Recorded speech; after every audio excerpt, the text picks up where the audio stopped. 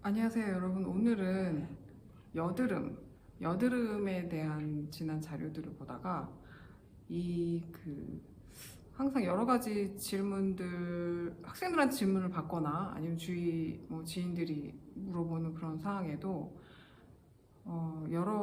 여드름의 원인은 참 다양하거든요. 근데 본인이 알고 있는 사람도 물론 있겠지만 그 원인을요, 모르고 있는 편이 사실 대부분이 많습니다.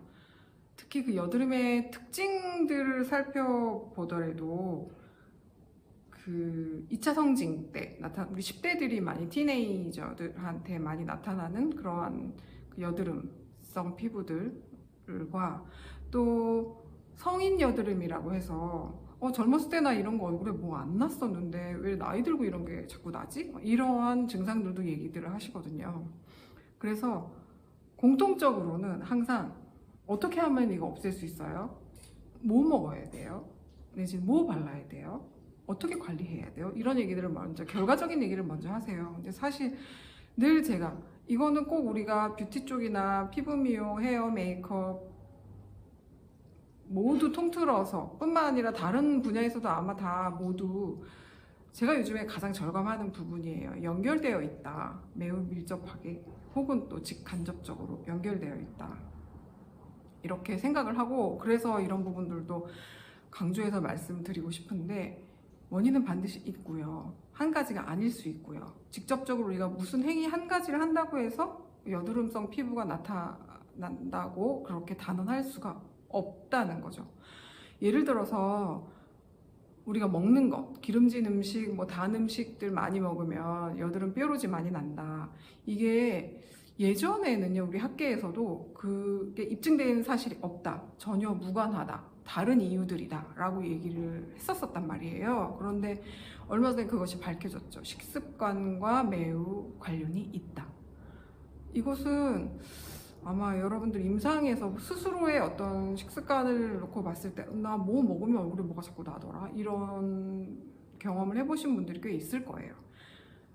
네, 관련이 있습니다. 그리고 특정 어떤 생활 습관, 술을 먹었다든지 아니면 스트레스 많이 받았다든지 아니면 본인의 어떤 생활적인 일상적이지 않은 특정한 어떤 것을 했을 때 나더라. 우리 특히 여성들 같은 경우에는 그 달마다 한 번 그 월경 주기에 맞춰서 이게 월경 전에 특히 이 코와 이 아래쪽 부위에 뾰루지가 나는 그런 분들도 있고, 혹은 생리 이후에 월경 이후에 또 이렇게 일어나는 그런 분들이 또 있더라고요. 그러니까 본인만의 어떤 패턴이 있고요.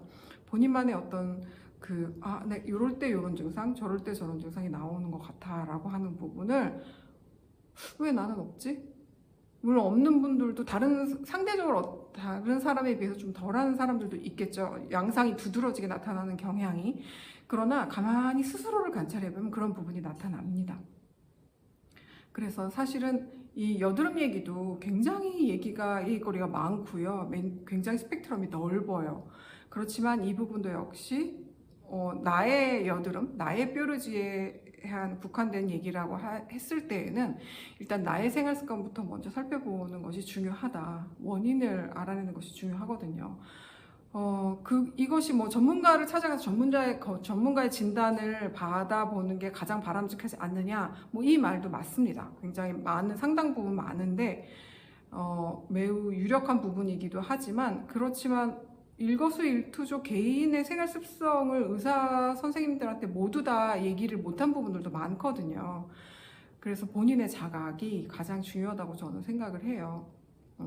계절적으로 다르게 나타날 수도 있는 부분이고, 부위적으로 나타날 수도 있는 부분이고, 아까 말씀드린 것처럼 그 10대들한테 그 나이 연령대에 일어날 수도 있는 부분, 혹은 성인 여드름일 수도 있는 부분이고, 식습관과 연결될 수도 있고, 또 특정한 어떤 성분을 발랐거나 아니면 먹었거나, 어떤 분들은 밤샘을 많이 하면 생기기도 한다, 이런 얘기를 하시는 분들도 있고요.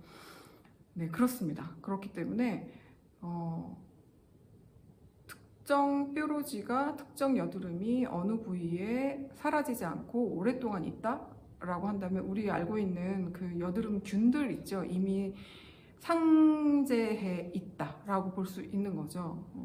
아예 둥지를 틀고 있다. 그리고 그 여드름균으로 인해서 그 염증이 생기기도 하고 또 고질적인 여드름이라고 해서 그 사진으로 보면 모공 안쪽 깊숙이 고름이 이렇게 차 있는 경우도 있고 그래요. 그래서 뭐 실질적인 예로 그러면 깨끗하게 세안하고 늘 항상 깨끗하게 뽀드득하게 유지하는 게 가장 좋은 건가요? 뭐 그렇게 물어보기도 하는데 위생적인 건 매우 중요하죠. 청결 유지 정말 중요하죠. 그렇다고 해서 여드름 많으신 분들이 세수를 세안을 하루에 여러 번 한다.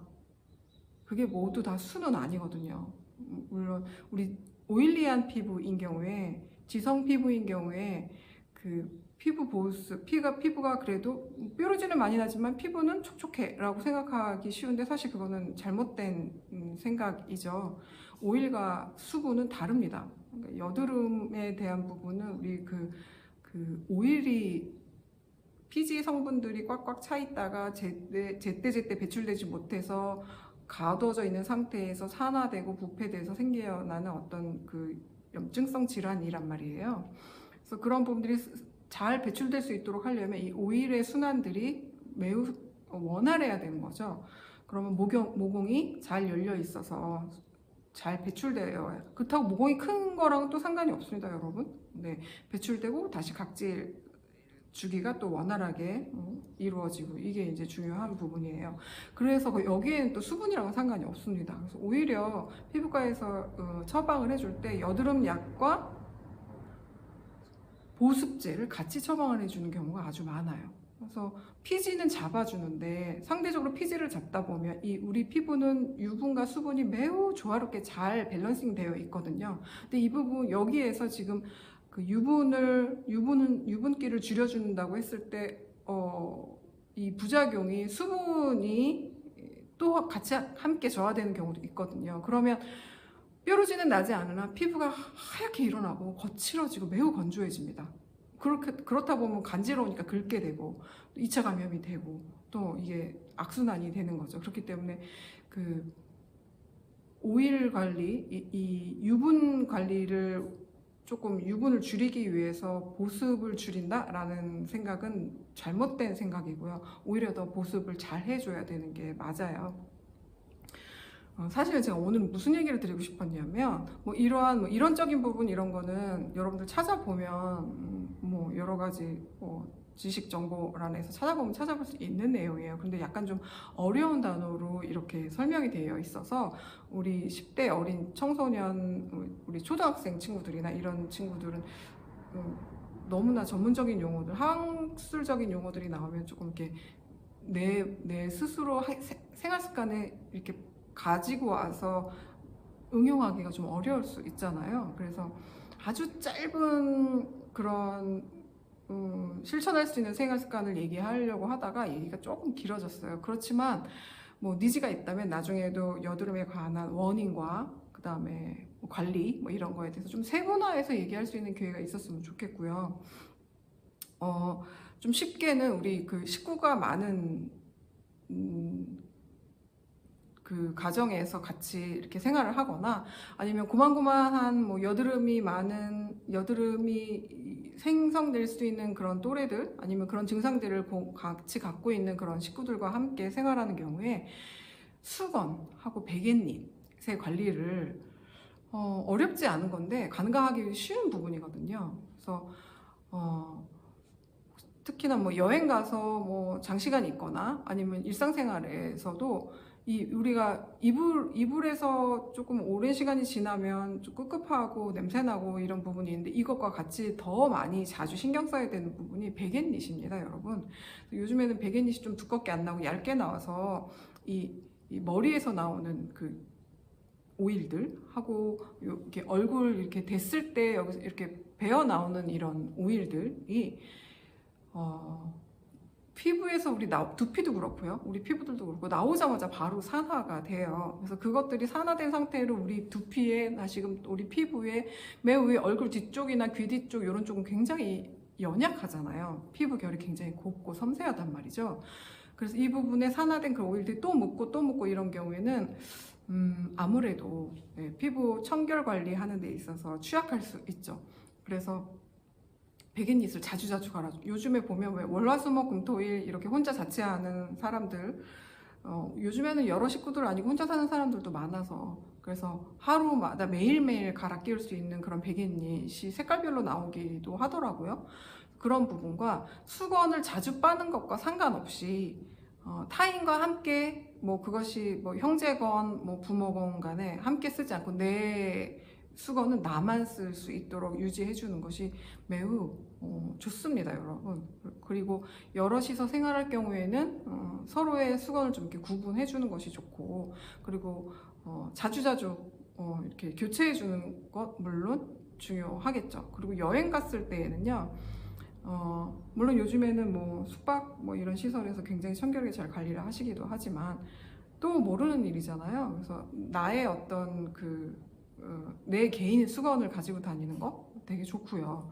그리고 베개 위에다가 이렇게 수건을 이렇게 올려놔서 아주 급할 때는 내가 쓰는 청결한 수건을 깔아서 이렇게 청결하게 계속 유지해 줄 수 있는 나만의 수건과 베갯닛으로 계속 교체해서 쓸 수 있는 이런 생활 습관 갖는 거 매우 유익하다고 생각을 해요. 저는 뭐 그렇게 하려고 한 건 아니었는데 이렇게 되돌아보면 뭐 저한테 이런저런 얘기를 많이 물어봐요. 뭐 이렇게 뭐 이런 생활 습관 저런 생활 습관 여러 가지 평소에 어떻게 관리를 하냐, 어떻게 생활을 하고 있냐라는 걸 물어봤을 때 물론 어떤 논문이나 어떤 원론적인 어떤 기본적인 지식도 매우 중요하지만 그것을 생활에서 실천화할 때 얼마큼 더 매우 유용하게 혹은 가성비 있으나 매우 쓸모 있게 적용해서 활용하느냐가 저는 더 그것이 중요하다고 봅니다.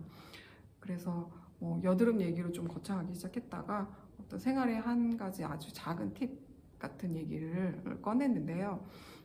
별거 아니어서 여러분 아침 저녁으로 잘 자기 전에 혹은 아침에 일어나서 이불 정리하고 베개니 정리하고 저녁에 수건 쓸 때 한 달 이상만 한번 실천해 보시기를 권유드립니다. 이미 하고 계시는 분들도 있을지 모르겠는데 혹시 이런 부분에 있어서 나만의 어떤 그런 부분들도 있어야 하는 의견이 있으시면 댓글에 달아주셔도 감사할 것 같아요. 오늘은 그러면 여기까지 마무리하도록 하겠습니다. 감사합니다.